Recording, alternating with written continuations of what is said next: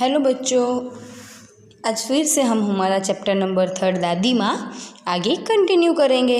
तो हमने आगे देखा था कि कैसे दादी माँ लेखक को बारात में चारपाई के अंदर सुला देती है और छिपा देती है, पर वो पकड़े जाते हैं। और फिर लेखक हमें क्या कहते हैं कि जब हम कभी भी कोई भी मुसीबत आ जाए या फिर कोई अपराध हम गलती से कर दे तो हम दादी माँ के पास चले जाते हैं ना, तो जैसे हमें अभय वरदान मिलता है, यानी कि जीवन दान मिलता है। अभी आगे देखते हैं लेखक क्या कहते हैं।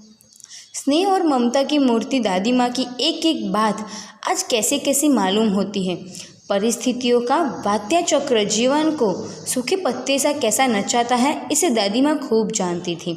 दादा की मृत्यु के बाद से ही वे बहुत उदास रहती।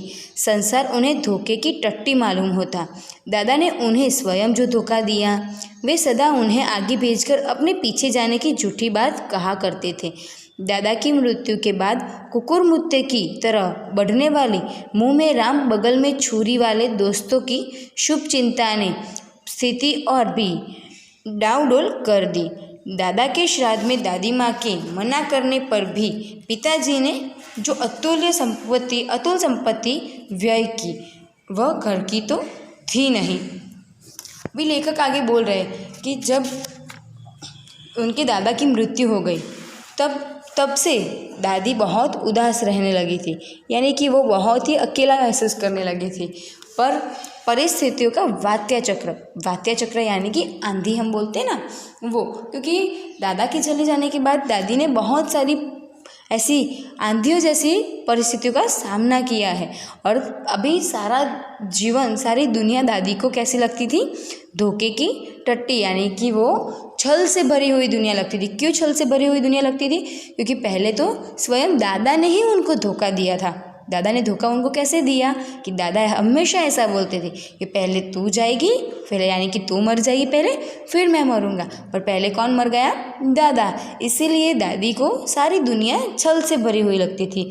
फिर दादा की मृत्यु के बाद क्या हुआ कि मुंह में राम बगल में छुरी वाला, ये एक बच्चों कहावत है कि मुंह में राम बगल में छुरा।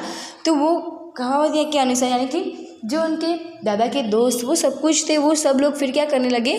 सिर्फ दादी के सामने अच्छे बनने का ढोंग करने लगे।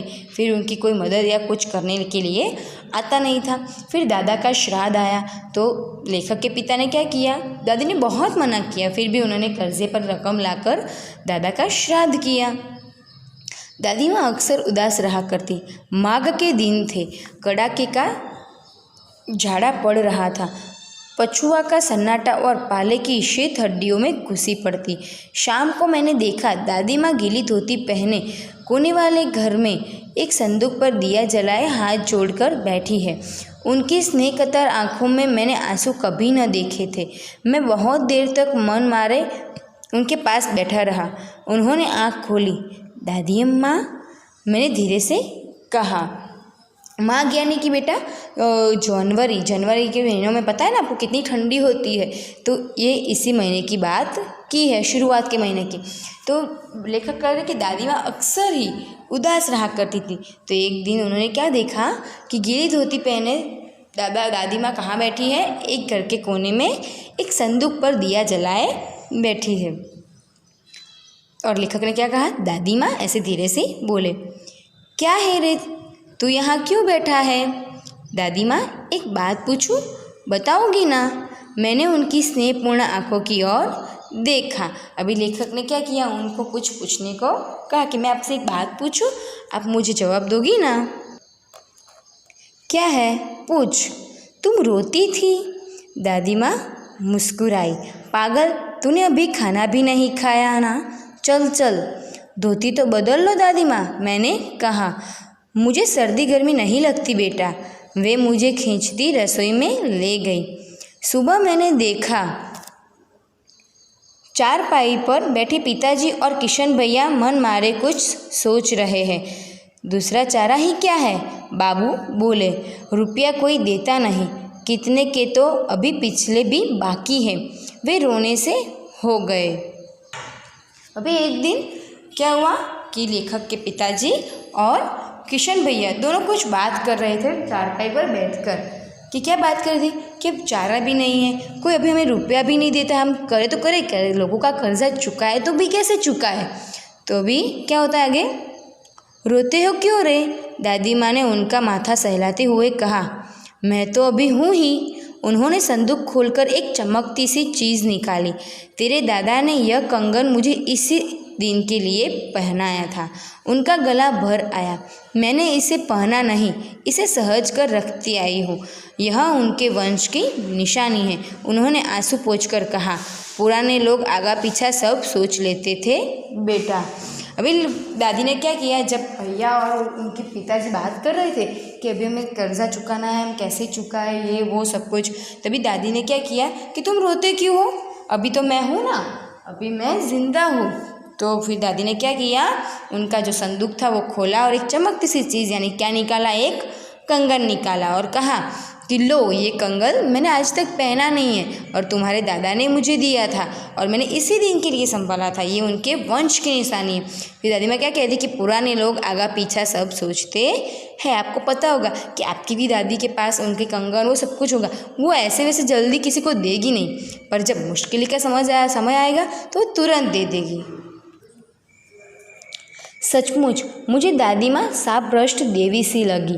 धुंधली छाया विलीन हो गई। मैंने देखा दिन काफ़ी चढ़ गया है। पास के लंबे खजूर के पेड़ से उड़कर एक कौवा अपनी घिनौनी काली पंख फैलाकर मेरी खिड़की पर बैठ गया। हाथ में अब भी किशन भैया का पत्र काँप रहा है। काली चींटियों सी कतार धूमिल हो रही है। आंखों पर विश्वास नहीं होता।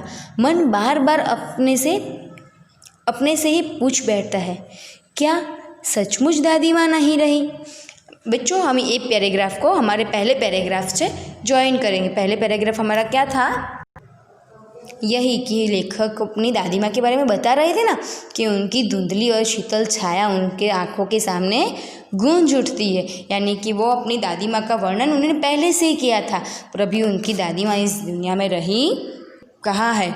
यहाँ पे उन्होंने कहा है कि जब पत्र आया किशन भैया के अब दादी माँ नहीं रही है, तब ये उनको विश्वास नहीं आ रहा था।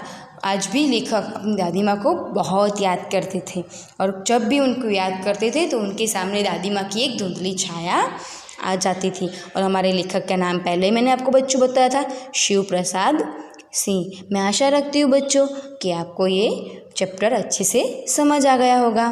Thank you.